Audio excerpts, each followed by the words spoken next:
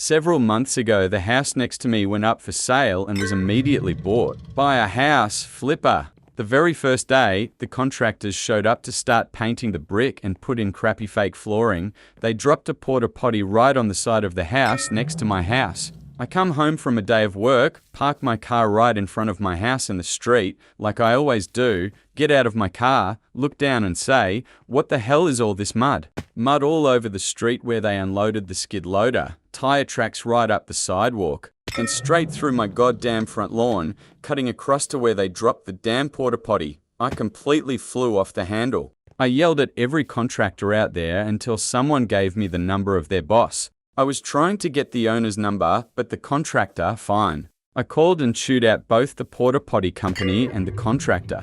Both argued with me that I was wrong. So I then parked my little Honda right where they unloaded the skid loader to prevent future unloading in front. I also then drove my truck on down to Lowe's and bought a stake and no trespassing sign. I then put the no trespassing sign right on my property line. I then left my Civic in that spot for about 1.5 weeks and just drove the truck out of spite. During this time, I had to deal with contractors' trash making its way into my yard daily, rags, dusts, masks, etc.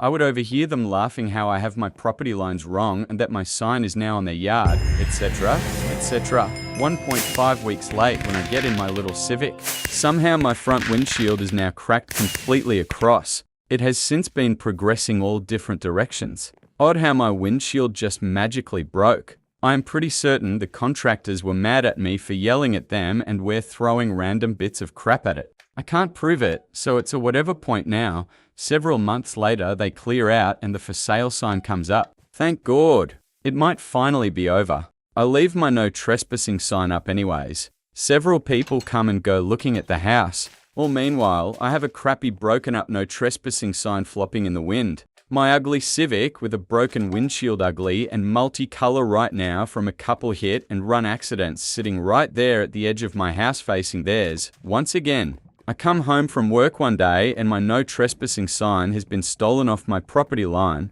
That's it. I am done with this. I call the realtor company. My blood is pumping. I get the receptionist and I realize this is not her fault. I try to calm down and keep cool with her, but I am still a bit angry. I am stern with her and tell her to tell the realtor, get a surveyor out here, mark the lines, bring back my sign and apologize. And after she is done with that, the contractor can roll up the sod truck, race sod my side of the yard and apologize as well. The receptionist then asked if I wanted the realtor's direct number.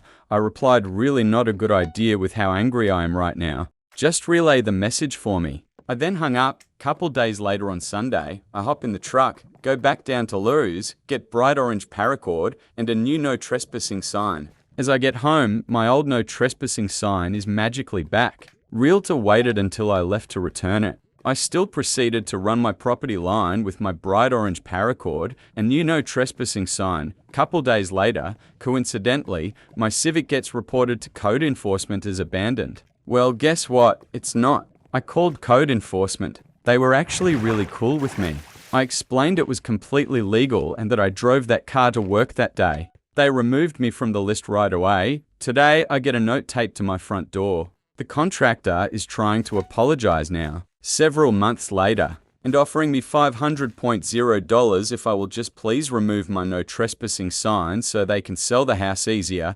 I'm ready to tell them all to go kick rocks. I want this house scalper, house flipper to just bleed financially on this house for several months. I won't be calling back for several days, if ever.